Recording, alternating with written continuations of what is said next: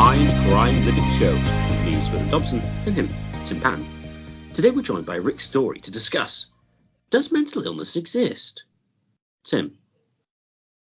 Does mental illness exist is the question. My answer, I would tell myself is no, or it depends. That's the answer I would tell myself is no. There's an old children's book, Berenstain Bear. It's written by more or less normie Christian authors, which is fine. And in it, Brother Bear and Sister Bear. Well, Sister Bear gets an addiction to biting her nails. And this addiction gets so bad that they have to sort of eventually reward her with trying to get outside of this addiction. I think they end up rewarding her with money, and they give her a lot of praise. And at the end of the book, talk about reading the wrong lesson into this. At the end of the book, the Brother Bear looks almost enviously or jealously at Sister Bear for all this attention she's getting, for basically coming back to normal, so to speak. So you have if it's the normal situation not to bite your nails, then in this situation it's now quote unquote unnormal. So, and I think Thomas Saz in his book The Myth of Mental Illness on page 254 actually identifies this problem. And he quote him, I'm paraphrasing somewhat, during early stages of the days of psychiatry, such as Freud, Breuer, and Charcot, they were violently opposed to impersonators of the sick. At heart, most psychiatrists were neurologists. Hence, they only wanted to see the quote-unquote really sick patient. In contrast, at present, and I think this continues today, psychiatrists and mental health people have swung to the opposite direction and refusing to distinguish between the imposters and then people who are quote-unquote cheating sick and those who are quote-unquote playing honest. So I think that's an interesting idea here when it comes to mental illness. And part of the reason why I think mental illness is a dodgy concept is, unlike, let's say, real diseases, I'm being very choice with my words here, Lyme disease, cancer, diabetes, in a sense, they have a physical thing to it. You can sort of judge them more specifically. You can say, well, if you have cancer, it's your heart's, or you have heart disease, your heart's no longer pumping blood. And this is where I think mental illness, even for the mainstream, will get more problematic, or maybe just illness itself. And this is sort of where things get controversial here. So, like, in order to say you have a toothache, I'd say you have to use teleology, or this is a proper functioning tooth, this is an improper functioning tooth. Well, this is a proper functioning heart, that's an improper functioning heart. So in this sense, teleology has to come into play. And with a mind here, and especially the mainstream culture, I mean, it has problems with saying, like, what is the purpose of certain organs, let alone a mind here. And to say this mind is operating improperly, I think, regardless of your political persuasion, is a hard thing to sell. As Glenn Greenwald reports and others, plenty of people use mental health like you're mentally ill if you question the mainstream narrative. So I think in order to say that there is mental health, you have to say there's kind of teleology, you have to say there's kind of good mental health. And I don't know if the mainstream can. I do think there are certain groups that can. I'm going to get to those in a second here. This is why Peter Hitchens has an interesting essay at First Things about he doesn't believe in addiction. I think addiction very much is related to mental health. I think the people who tend to be mentally ill might be more persuaded, more likely to get addicted. So Peter Hitchens comments about addiction. I believe in free will. Why would I believe in addiction? It's like this sort of interpersonal force of lightning that's happening here. And this is again where the quote unquote really ill, like if you get heart disease, you didn't choose to get heart disease per se. Now maybe your environment had too much fatty foods or too much sugary foods. You just read the FDA charts too much. So maybe I'm undermining my own argument that all diseases are in a sense bent on choice. And I think to bring in the third controversial point here is this is starting to resemble almost demonic possession. I've been following Father Vincent Lampert. He's Catholic. Swithin turned me on to him. He's sort of very interesting. He consults with mental health professionals, and so to speak. Actually, Thomas Saz, in his book Myth of Mental Health, talks about religion, mental health, and the sort of relationship between the two. It's a very mutual relationship, arguably. So, but again, of course, the mainstream wouldn't believe in demonic oppression or things like that. So, Rik, I sort of laid out short case of why I don't think mental illness exists. And part of it is I'm suspicious of to me, in some ways, like why not go quote unquote crazy? And furthermore, there is a political aspect to it, like what is quote unquote normal, what is unnormal. Different times have different times might have different views of normativity, so to speak. And this is where I think Foucault, although commonly associated with the left, would increasingly be associated with the right too. Foucault wrote a book, Madness and Civilization. And to some extent, all three of us, by the mainstream, are quote unquote mad or mentally ill, or we stick out in some ways or another. So, even that, that's my first question to the two of you. What do you make of my case against mental illness? I think it's a dubious concept. I don't doubt that some people, there are good mental health professionals who help people. I do question what is their general end. That's one of the problems I have with Jordan Peterson. Like, it's great that guys clean their rooms, and I'm not opposed to that, but like, what is the ultimate, reason to do that? And that's where I think religion, or true religion, has to kick in. So Rik, what are your thoughts, or my thoughts on mental, or my case against it? And thanks for being on here, Rik. Oh no, thanks for having me. Yeah, it's always a pleasure. My initial thoughts are, Tim, that I kind of agree with you. Where I'd want to maybe clarify things, as you've said, mental illness is a bit of a dubious concept.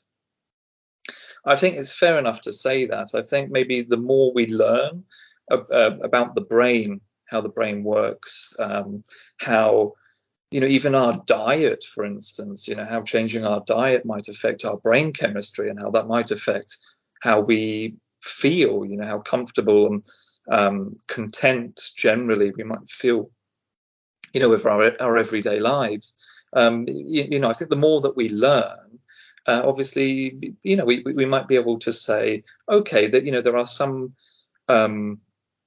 there are perhaps, some aspects of your brain, and with little changes you can make to your everyday life, or, maybe taking control of your thoughts a little bit more, these can have, large impacts on your, your quality of life in terms of how happy you are, perhaps. But, with all of that said, I'm still, nevertheless, very much inclined to agree with you. And I'm glad you brought up a figure like Thomas Sass, for instance, because, when we're talking about mental illness and mental disorder, these terms, in the medical profession and in therapy, they're used pretty interchangeably. And the reason for that is because, they're largely inclined to view a mental disorder, which, would be defined as being, a disturbance in the normal physical or mental health of a person's mind, or, they might just say brain these days. Where we're talking about these disturbances, what they really mean is in terms of a person's normal everyday functioning. And if we look at the definition of mental illness, perhaps a little bit more specific about what they mean when they say a person is, dysfunctioning. They'll say that, a mental illness is basically a health condition which involves changes in emotion, thinking, or behavior, which then can interfere with the, successful, productive social activities, having healthy relationships in one's life, and basically being able to cope with the everyday adversities of life, and big changes, perhaps, change in your life, being able to cope with that. Now, we've really got to put a big question mark over this, because if you're talking about, changes to someone's emotion, thinking, or behavior, which might make them, what can we say, less able to take part in social activities and that sort of thing. This then becomes a matter of how are they thinking? What are they thinking? And also, inevitably, what becomes part of the question is, what are, as you've pointed out, Tim, you raised this point, what are the social norms? What then is normal in that society? Because really, when we're talking about someone who is becoming a disordered individual, we have to look at, well, what is it that's perceived to be order, and who is it that is defining that order?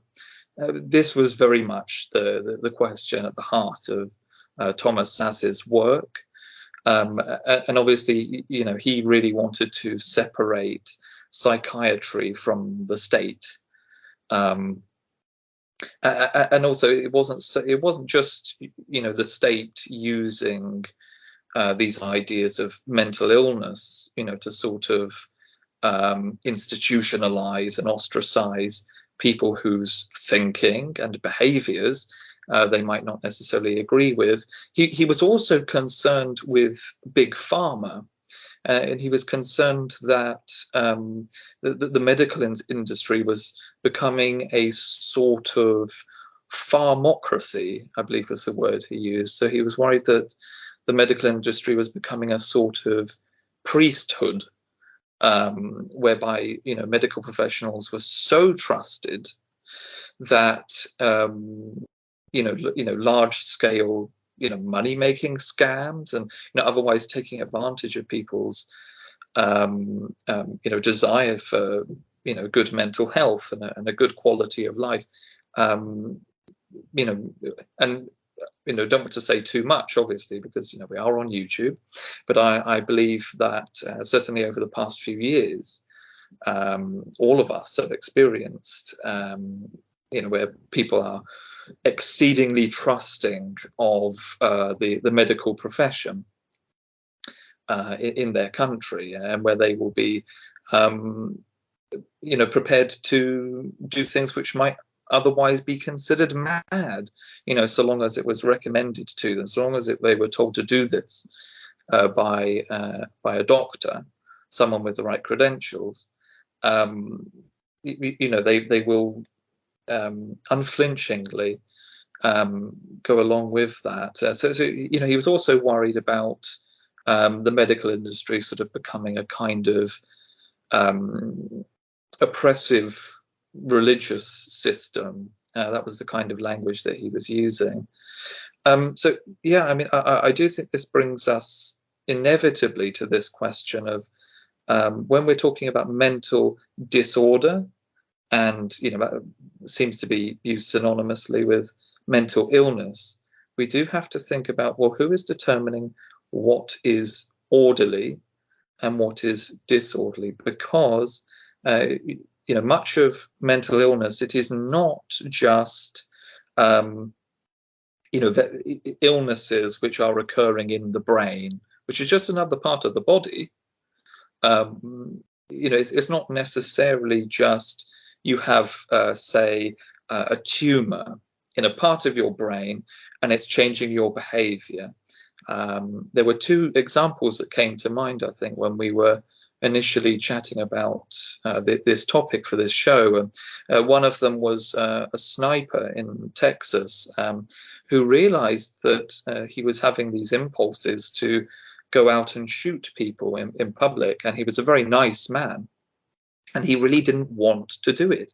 And he was writing in these letters before he went out and did these terrible acts that he didn't want to, and he couldn't control himself any longer.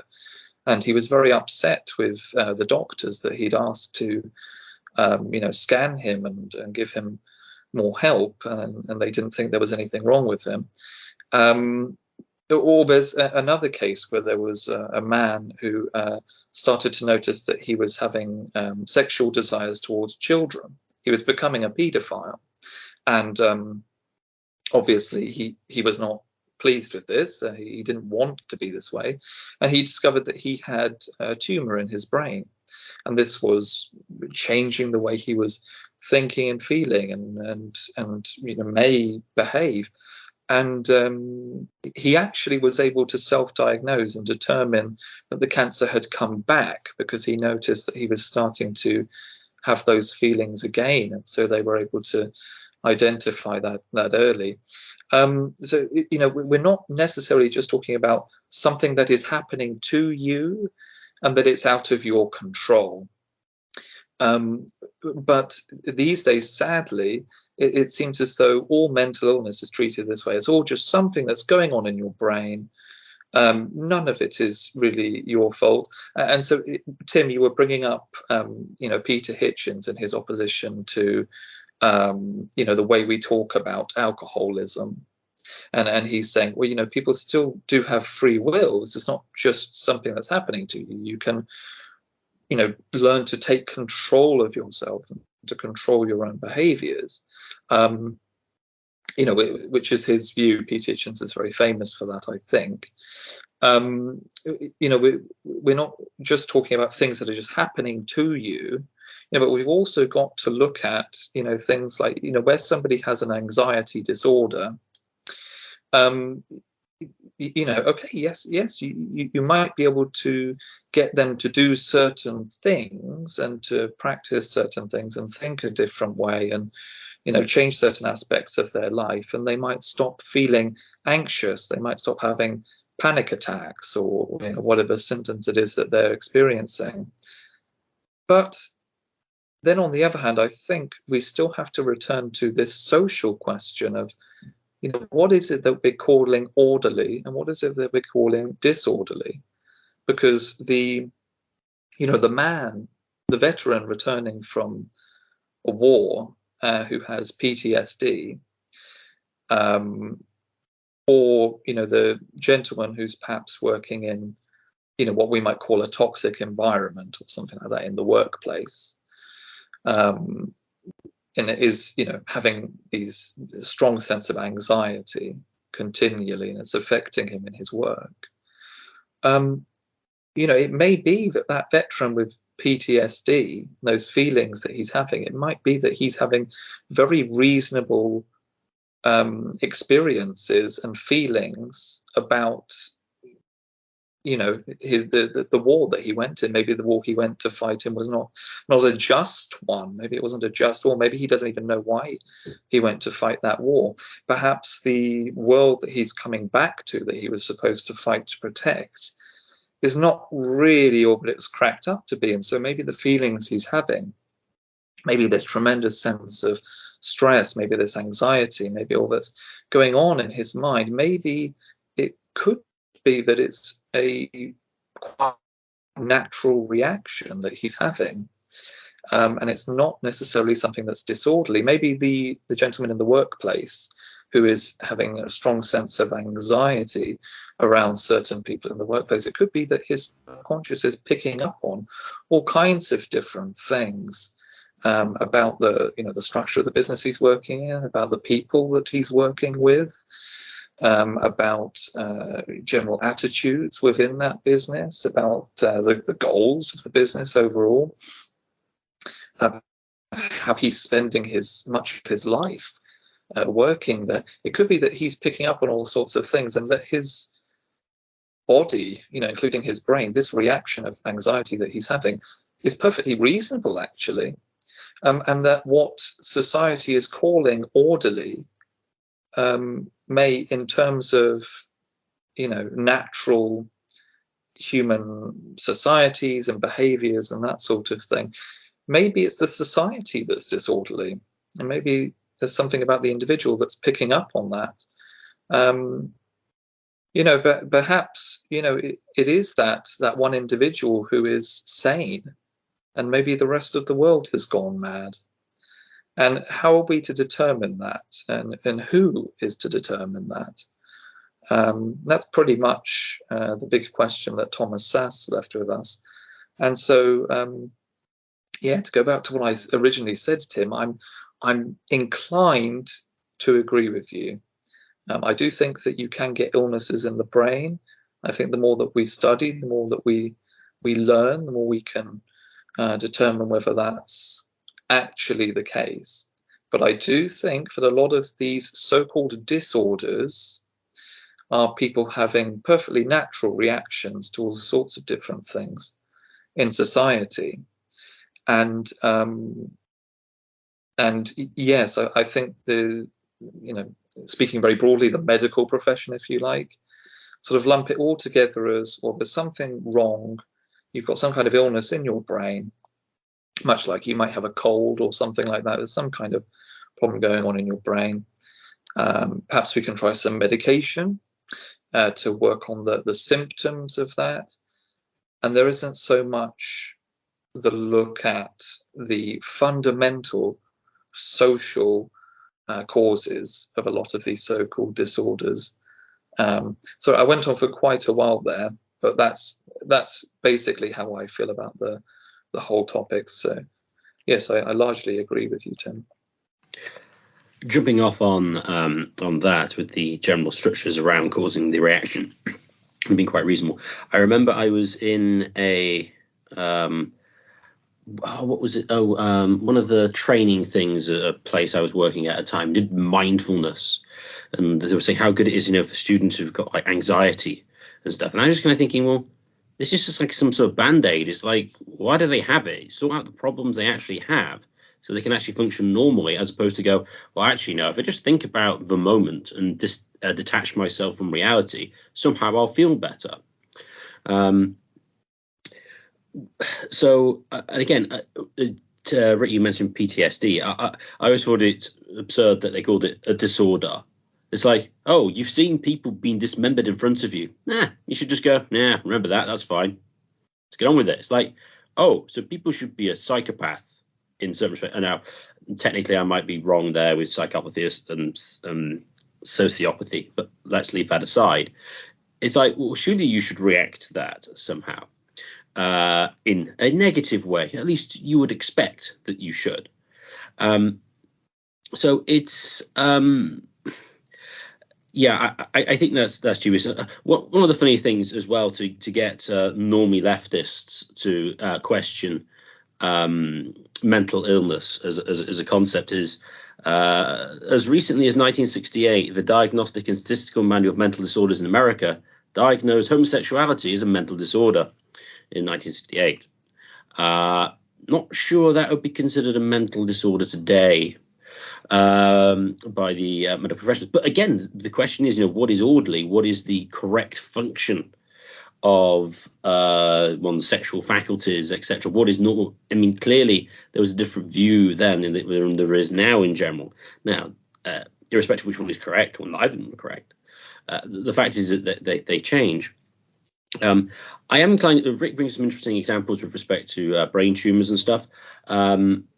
I remember reading a comment by a guy who claimed that he was a former mental health. He worked in a psychiatric ward, and he claimed that most of the patients he had there were actually vitamin deficient. And actually what they needed to do is be pumped full more of certain ones. I don't remember which ones, and that would return their functionality. And then he claims was basically hounded out of his job. I do think with a lot of now with these types of person, though, I think you could genuinely say they are in a sense mentally ill. Now, I would use a very restrictive concept of that, which is, if their general functioning is massively out of step with reality. Now, by that, I mean, this gets the Lampert stuff with demonic possession and stuff, but people keep talking to me, the walls are moving, etc. I suppose you could say that, I suppose that could be reasonable in certain ways. I was thinking, like, incredibly conspiratorial things, like literally everybody is out to get you, like literally. I mean, I suppose that is possibly true in some cases, but when you have sort of functions that are impaired of basic existence, of like just walking around, seeing things, interacting with people, I if that happens, then I'm tempted to say, yeah, okay, we could possibly decline this as mental illness. But beyond incredibly basic functions, I think it's highly dubious. And the question is, to what extent do you choose it, or to what extent you have control over it? Oh no, I'm in a. I mean, it's interesting to think about the Peter Hitchens article with respect to addiction. It's like, well, everybody thinks you have power to stop drinking, because otherwise, if you start drinking, you'd never stop. And since people clearly do, well, then you must have some power to stop doing it. So you're clearly not addicted in the sense that you're completely out of control, because by definition, everyone thinks you can stop doing that. So you must have some form of control. So it's, I think one of the, there's a couple of reasons I think for the rise of, many reasons for the rise of mental illness, but as it's sort of diagnosed and pathologized, I think largely it's a way of removing responsibility from people. People go, it's not my fault. I've got this problem. Yeah. And so it's medical. So it's like having cancer. It's like having a broken leg. But also it's quite handy that you can sell stuff to people. It's like, you got a problem. Why don't you buy this?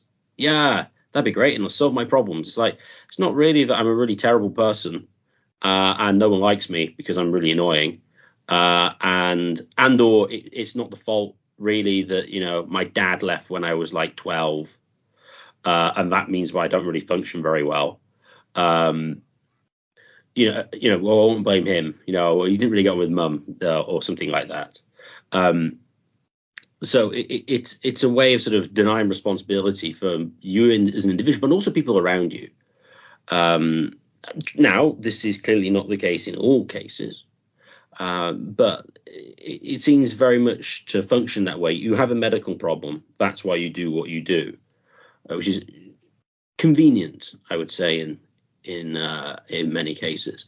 And of course, as Rik said with Thomas Saz, who I'm generally in favor of, it can clearly be used as, you are mentally ill. We need to put you in confinement until you get to the correct view. You need to be re-educated. You need to be sent to more equality and diversity seminars, and so you have the correct view. It's quite useful in that respect. So I would say beyond very, very basic functioning, I'm highly dubious of the concept of mental illness. The next question I'd have, and take maybe a few minutes each to answer it, or sketch an outline for an answer. I'll quickly sketch mine. Is what causes it, or what makes people mentally ill? Is it merely weakness of will? Like we talk, that's one of the things I think Peter Hitchens' arguments about drug addiction, which is very much related to mental illness, are interesting. And I notice, like, when crimes are committed, whether big crimes or small crimes, there's a tendency to view them as anyone who commits a crime who we somewhat like or we somewhat empathize with, and just say, well, he's mentally ill. I read some of these, mass shooter manifestos, and you read like Bin Laden's manifesto. These guys aren't mentally ill. They're perfectly reasonable people, actually. And this is where I think there's sort of an epistemological, philosophical underneath here. And this is where, like, Foucault talks about unreason. Again, now Foucault is oftentimes associated with the left, but, like, in antiquity, madness was actually viewed as like secret wisdom tellers, like the dark side of reason, so to speak, especially in like the high, early Middle Ages. So like you have the local mad person here. And Foucault ends his book talking about Nietzsche of all people, like saying, Nietzsche did end up kind of invalid at the end of his life, taken care of by his sister. He was a very intelligent person. I think he graduated with top honors, 19 years old or something like that, from my understanding. So you have like sort of unreason. So, but then again, of course, you have less functioning people. We had the autism episode as well. There's always high functioning, low functioning ones. But a lot of when crimes are committed, like, I don't think any of these people, if they want to get out of punishment, fine. But I don't think Ted Kaczynski's mentally ill. I don't think, most of these people. So, I mean, one of the answers the left would say is capitalism causes mental illness. And Rick sort of talked about that with the, I'm not accusing Rick of being one. I'm just saying there is a sense in which it's not a surprise that certain types of mental health grew up around the Industrial Revolution. It's not, I don't think that's a surprise. And I do think there's a certain, pathology associated with working in a factory or working in a service industry, so to speak, and so forth. I mean, my problem is, many of those things are also true of so-called the Soviet Union and Cuba and North Korea. It doesn't seem like they're a paragon of mental health and stability either. If anything, the opposite. Well, maybe not. But that would be my like, it could just be the environment leads you. We live in a scarce environment, and it leads to mental disorder. And like some people just aren't cut out for it, and they just sort of, fall apart. But I'm skeptical of it because partly for my own sake is because in a weird sense, to go back to the Sister Bear example, like I look at mentally ill people, and sometimes I think, wow, these people, even like the homeless, for example, like these people might have something, a kind of wisdom, which is sort of like what in the opening chapters of Madness Civilization. There's always they might have something going for them. Rick, what do you make of, like, we'll start with Rick. What do you make of, like, what would you say the causes of it? Like, what makes people, quote unquote, disordered? You sort of touched on it, but if you could continue, that'd be great. Well, I think you've hit on, something that, I think about a lot, Tim, when you said that I probably think that modernity has a lot to do with it.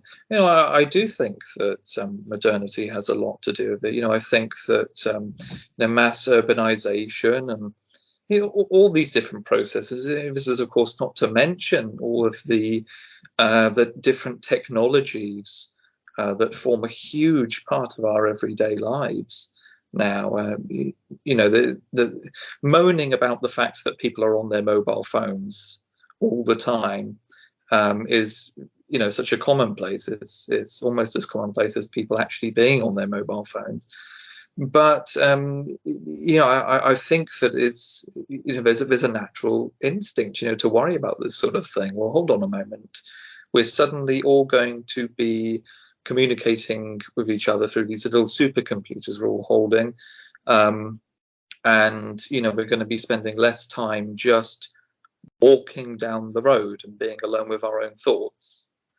What are the consequences going to be on our mental health, if you like, or just on our mental state, let's say, if that's going to be the way things are now? What are the consequences going to be of that? And I think these are legitimate concerns, and I think that we are probably, woefully under-equipped to be able to determine what that is. I think we're kind of, driving a Formula One speed car, and we don't have a seatbelt or any kind of a safety equipment. We're just going along with this just for convenience sake. And I do think that inevitably there will be a consequence on our mental state, because it's not how we're evolved, if you want to look at it that way. It's not a natural state for us to be in, to be swiping and swiping and swiping, and having the world's news even presented to us. These kinds of things are unnatural. And talking about the urban environments we live in, they have done very serious studies on the effects of being somewhere where we are surrounded by traditional architecture, beautiful architecture, and this seems to have a tremendous effect on the people who live in that area, their mental health, and their daily sense of happiness. And I would say, well, that's because they're feeling as though they belong somewhere. They're feeling as though the place that they are living in is somewhere where they're meant to be. It is home for want of a better word.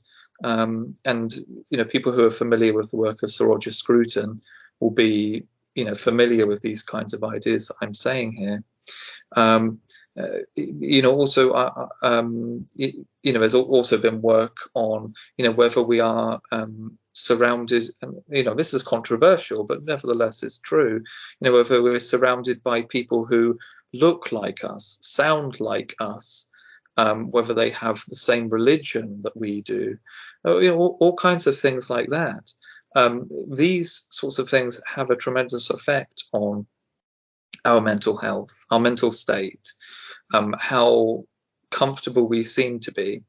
And, given the complexity of our brains, given the complexity of what's going on in our subconscious, and given how little we understand about all of these things, what we are doing to ourselves and how radically the world around us is changing as a result of modernity, without any concern of, okay, yeah, we can just get rid of public religion. Yeah, we can just get rid of local identities. Yeah, we can just get rid of all this stuff, which we are designed to be in. That's our natural habitat. We can get rid of all of that, and it's not going to have very serious consequences on our mental state. I think that's obviously foolish. I think again we have to consider G.K. Chesterton's fence. A man buys a plot of land, and there's a little wall going along, and there's a gate there. Would it be wise for that man to suddenly remove that gate because he just doesn't like where it is, knowing nothing about the land, knowing nothing about why that gate is there, what purpose it serves? Well, I think most of us would say, well, no, he should at least know what purpose that gate serves before he decides to get rid of it. I'm afraid in modernity, we have not just gotten rid of things, we've abolished certain things, which is just the natural order of things for most of human life, for most of the civilizations that we're able to look at through history. But we think we know best, and we think that the more technology we have and the more technological progress we have, the more we're just going to be unstoppable in terms of sorting out any problems, any obstacles that we might encounter. And along the way, I think we are doing away with the things that really make us what we are, who we are, really make us human, and really give our brains, our minds, that sense of home, that sense of belonging, that sense of stability. And so, the World Health Organization, whatever you might think of it, says that 1 in 4 people around the world are affected by mental disorders. Frankly, I find something like that to be unsurprising. I think that the society, to answer your question more directly, I think the society that we live in, the ideas that it holds to, the things it believes, as well as just what our immediate surroundings are like. Who are we living with? Where are we living to a certain extent?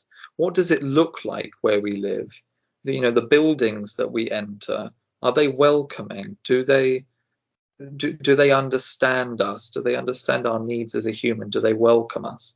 Certainly brutalist architecture didn't want to convey that at all. Brutalist architecture was designed to sort of give you this sense of fear, like I can crush you.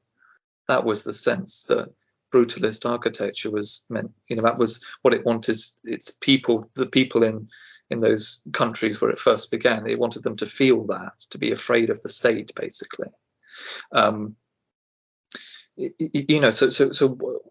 what does our society look like? Does it feel like home? Do we feel stable? Do we feel as though we belong? I think that is, in terms of mental illnesses that are not just organic, they're, things, afflictions, physically things going wrong in our brain. In terms of more sort of disorders like anxiety disorders, the most common forms of what's called mental illness, I think a lot of that has to do with what our societies look like, and the solutions that we put in place. I'm afraid they're very artificial. For instance, if we're talking about alcoholism, and it's debatable if we should even talk about that. Is alcoholism a mental illness, or is it just just a regular addiction, something you just need to kick? What's the solution for that? Well, people are sent along to AA meetings, and they have prayers and all sorts of things, all these things to sort of mimic a religion, because of course religion is very strongly associated and correlated with good mental health. All too little people with post-traumatic stress disorder told, embrace your religion, find God, develop sincere, true relationships, where people actually love you and just genuinely care about you. All too little are they told that, because how are you supposed to develop relationships like that in our society these days? Where we just go from home, where we don't know our neighbours, to work, where it's just business relationships, and then we go to a cafe maybe, where that's just another business transaction. So where are these organic, loving relationships supposed to arise? Outside of the family, where we hope they exist. And as for the religion, well, that's not really encouraged either. And yet, it's religion and good, solid relationships that are right up there with those cures, if you like, of those more common mental disorders like anxiety. I think sorry. No, go on. Rik. The point about religion is what I was going to mention later. Yes, I think your point about belonging is important, and religion, in a sense, is the ultimate sort of idea of belonging, insofar as it places you alongside the ultimate, alongside God or gods, depending on the system, and where you fit in entirely in reality. Now, that tends to be, if it's a more traditional religion, you have a purpose there. You're not just a random mass of atoms in a vast infinite universe which just sort of randomly spewed you out, because, well, that's not necessarily going to be particularly great for mental health. Actually reminds me, there's an interesting discussion on Philosophy Bites, and I can't remember who it was with. It was the discussion of the life after death, and it made a reference to a Woody Allen film in which a child goes to a doctor with anxiety because he says, "Oh, it's not just I'm going to die." So, well, everyone's going to die. That's fine. But his concern was, well, all life everywhere will end. And it's like, oh. And he's like, well, what's the point of anything? It's like, okay, well, suppose everyone's going to think sort of curing cancer, that's kind of like a meaningful thing. It's like, what if everyone, what if the whole heat death of the universe takes place before cancer is cured? Well, what's the point? So if you ultimately have that position, that's probably not going to be hugely great for your mental health, because a lot of the meaning attached to people's behaviors is is dependent on other people doing stuff afterwards. It's like, well, you have meaning in your children. Why? Because, well, they will live on, and their children will live on, and their children live on, etc. It's like, if they don't, and it's like, oh, what's the point of doing that? So I think the rise of sort of mechanistic views of reality and well, essentially forms of atheism and sort of materialism have clearly. Well, I mean, even the traditional sort of, well, the older atheists. I mean, Ed Vaser has a continuing series of the old atheists who basically go, yeah, atheism is kind of depressing, but it's kind of the way reality is, as opposed to new atheists going, oh yeah, God is dead. Yeah, we can do what we want. Yeah, it's gonna be amazing. It's like, you haven't really thought that through. So I would echo your religious point. Your architectural point, I think, is very interesting as well. I think someone commented that architecture is the most important of the arts because it's something you encounter all the time and influences you. When it comes to building design, what you mentioned remind me of Dunbar's number. Dunbar's number, I think it's 120, 130, is the amount of people you're supposed to be able to have relationships with maximally. And a lot of buildings these days are just mass buildings, and if you work in such a huge place, you can't really get to know that many people there, and it seems like you're dealing with lots of faceless individuals.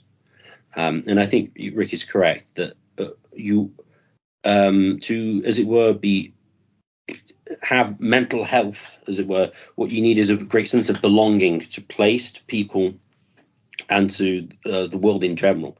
And if you have that, then you're going to be, relatively speaking, more mentally stable. Now, of course, even if you have that, you still might not be. I mean, with the whole of these sorts of things, I would point to genetics, environment, and choice. We pretty much sort of talked a lot about environment.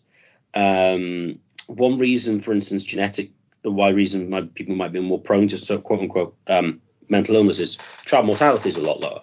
A lot of people who otherwise historically would have died don't die, and people who have disease of one part of their body tend to co-correlate. Other things go wrong with them as well.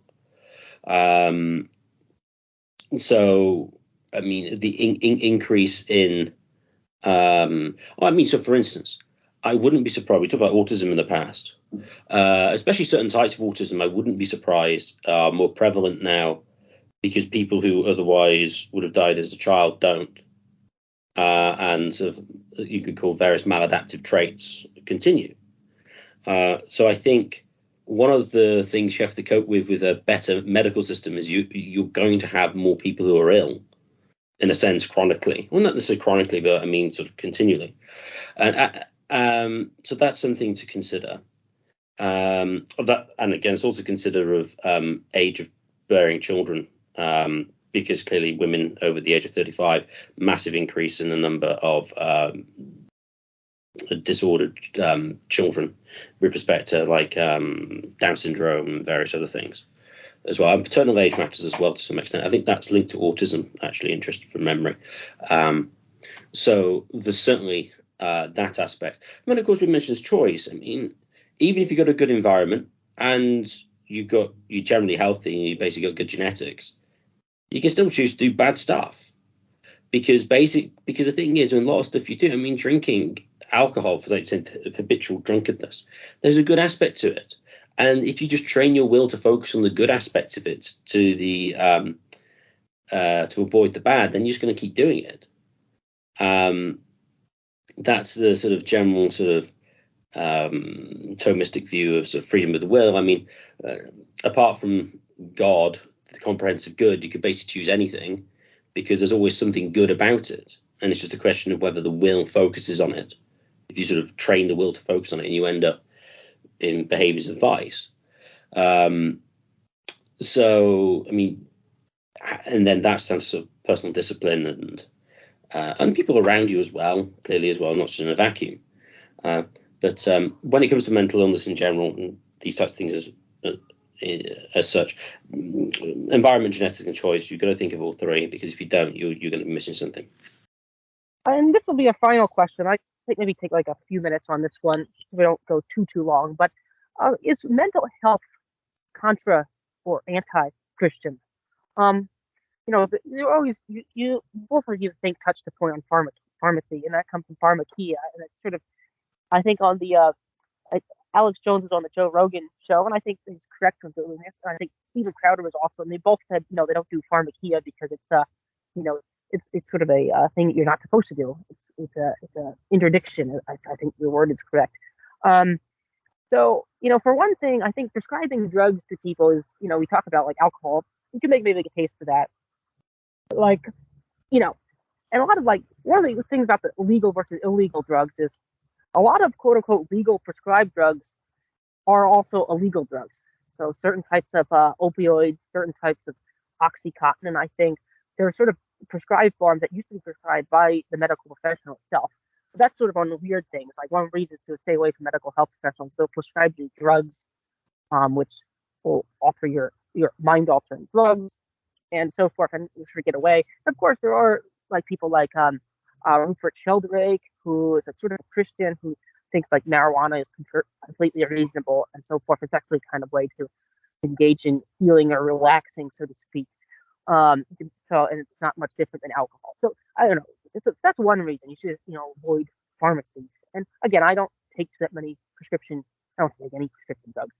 So that's one reason. And more, philosophically, I was surprised that Father Vincent Lampard put so much emphasis in his lecture on exorcisms, on mental health. So this is one reason I do the show, speaking of teleology, is to learn autodidacticism. I think the institutions are dodgy in our society, or United States. Britain has the same problem, I would think. Started sort of autodidactism. And Rick commented he could have invited this psychologist, or I forget what his precise title is.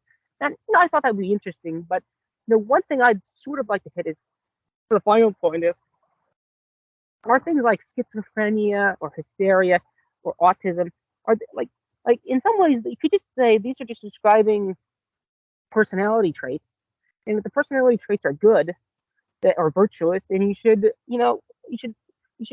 say, well, that's actually good. Like someone who's obsessed with figuring out how an engine works or how math works. I don't think there's anything wrong with that. I think actually that's perfectly reasonable to do in an advanced industrialized society, to obsess on one thing and get very good at it.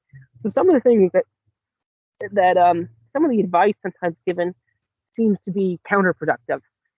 Finding the obsession and then invest in it, so to speak, and get better at it. Maybe that's the thing.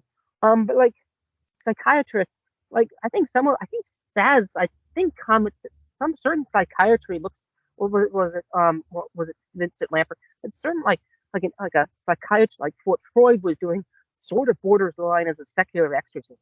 Like you're just sort of talking to them, you're doing self-help, you're doing certain exercises in it. So I'm that's one reason I'm dubious. Christians seem to be too much invested into mental health. That would be my take.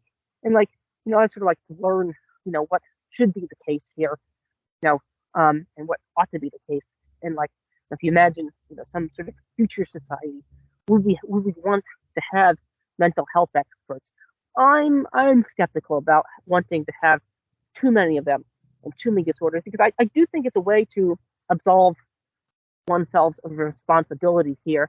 And again, whether you think Pelagius or Augustine is true, we tend to act like we have free will.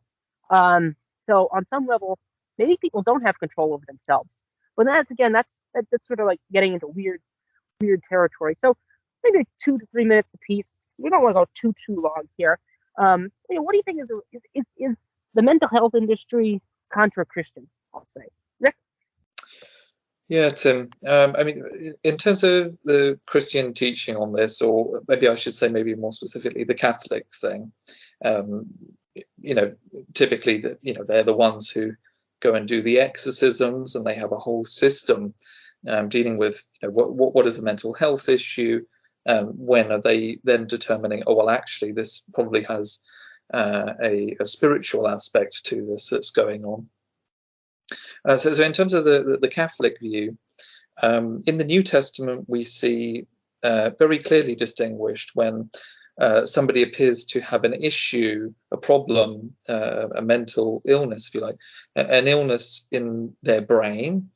And then there are people who appear to, it's said that they are, demonically possessed.